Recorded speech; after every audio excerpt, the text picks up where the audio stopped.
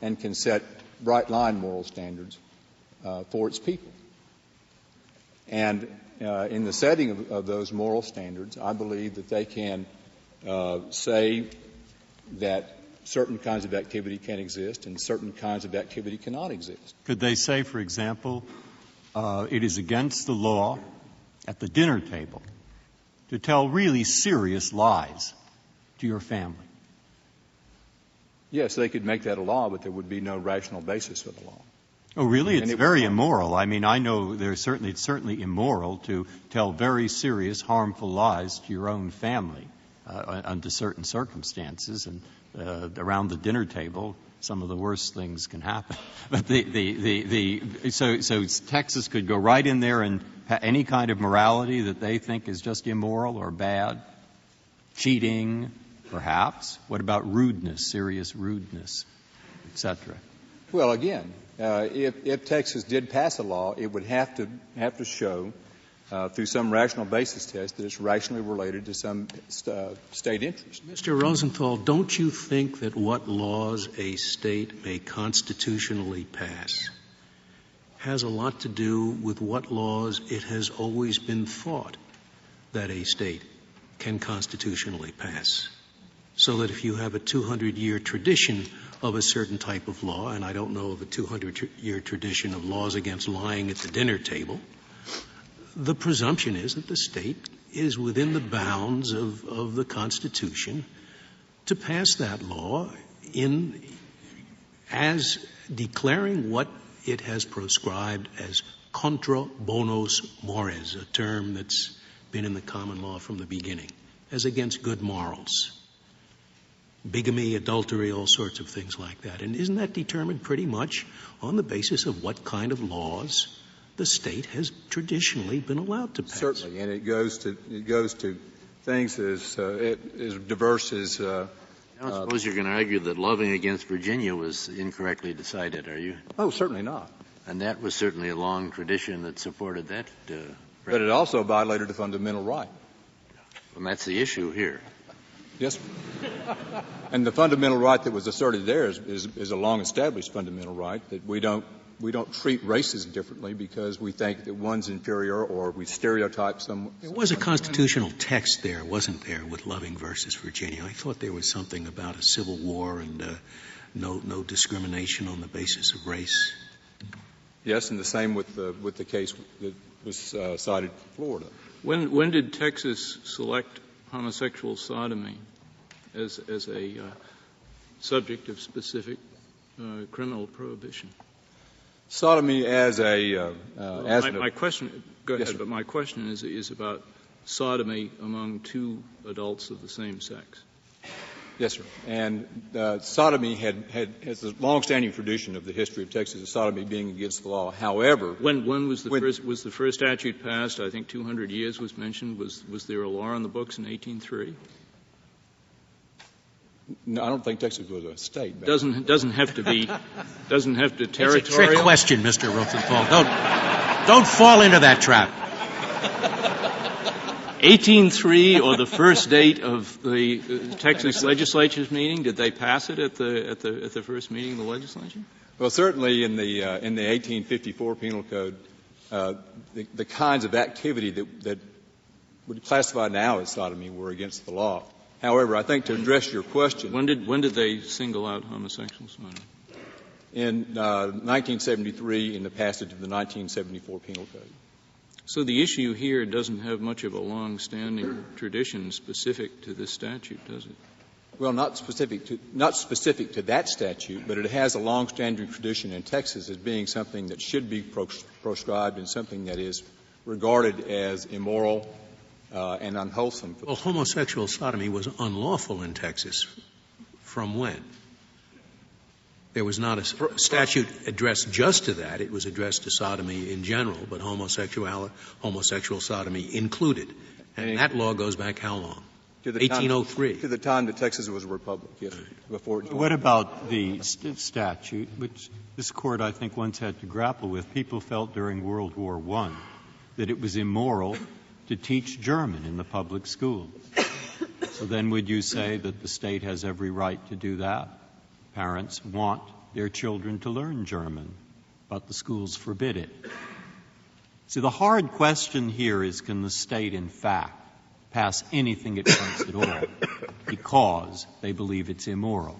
If you were going to draw the line somewhere, I guess you might begin to draw it when the person is involved inside his own bedroom and not hurting anybody else. Now, so you say it's morality. I agree. Many people do believe that that's a question of morality. Many do not. But nonetheless, what can you add to what you're saying other than simply asserting its morality? Because I don't think you think the state could pass anything in the name of morality. Certainly not. But it would have any law that that would pass would have to have some rational basis to the state interest. But wouldn't the You've not given us a rational basis except to repeat the word morality. Yes, the rational basis is that the state thinks it immoral, just as the state thinks adultery immoral or bigamy immoral. Or teaching German. Well, that is... Maybe we should go through counsel, yeah. Isn't Mr. Rosenthal, isn't the thrust of Justice Breyer's question that when the state criminalizes behavior as immoral, customarily what it points to is not simply an isolated moral judgment or the moral judgment alone, but it points to a moral judgment which is backed up by some demonstration of harm to other people. We've heard questions, for example, about harm to a marital institution. It makes sense to say, whether you think the law is enforceable or not, it makes sense to say that adultery threatens the durability of a particular instance of marriage. What kind of harm to others can you point to in this case to take it out of the category of simple moral disapproval per se? Well, part of the rationale for the law is to discourage similar conduct. That is, to discourage people who may be in jail together or want to experiment from doing the same kind of thing. And I think the state can do that. People can harm themselves and still have it be against the law, but they can take drugs and do that. Well, do you point to a kind of harm here to an individual or to the individual's partner, which is comparable to the harm that results from the harm to the deterioration of the body and the mind from drug taking? I mean, I don't see the parallel between the two situations. Well, not only do we say that morality is a basis for this, but of course the amices have raised that there may also be health considerations. I don't know whether there are or not.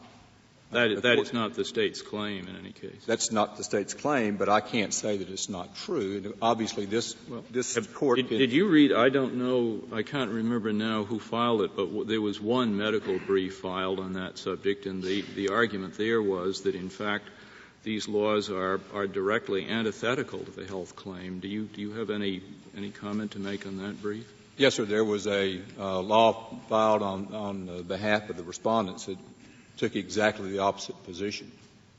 So the issue is open so far as we're concerned. That would be your position. Yes, sir. For each expert, there's an equal and opposite expert. But you're not saying the state of Texas is doing this to protect the actors who are involved in this. One can say the state is taking action to see that people don't harm others or themselves. You're not suggesting that that's the reason for this particular law. Well, I think Texas has the right to prohibit certain conduct. But if that's the reason for it, why doesn't Texas prohibit the conduct in a heterosexual relationship? It doesn't seem to be any harm, because if there were a harm beyond the moral disapproval, the law would not be restricted to homosexuals. Well, because heterosexual conduct and the same kinds of conduct, and by the way, it's not distinguished. It's still called deviant sexual intercourse at heterosexual. But it's not prohibited. But it's not prohibited. But it also can lead to marriage and to procreation, and that's a legitimate state interest. But the procreation, many people, with the blessings of Texas, can have sexual relations who are unable to procreate. So I don't see how whatever that line might have meant in times gone, it certainly isn't true that sexual relations are for the purpose of procreation, and anything that is not for that purpose is beyond the pale. You can't make that distinction. No, but I think as a matter of public policy, the state can can have preferences. And again, it doesn't say that simply because heterosexual people have deviant sexual intercourse that the state approves of it. There are just simply other sanctions that the state may imply. I did want to briefly distinguish this case from your decision in Romer versus Evans. And obviously the distinction there was that the Colorado amendment sought to classify people based on their orientation and not their conduct. And by so doing, they excluded a certain class of people from the political debate. Now, on the contrary, Texas welcomes all into the political debate. In the last Texas legislature, fortunately our legislature meets only every other year, but in the last Texas legislature, there was a hate crime statute passed which made it a more heinous crime to make someone a victim of crime based upon their sexual orientation. And it included all sexual orientations. It included homosexuals, bisexuals, and heterosexuals all. So I don't think we can say that across the board that there's some sort of Texas policy that we're trying to overall discriminate against homosexuals as a group.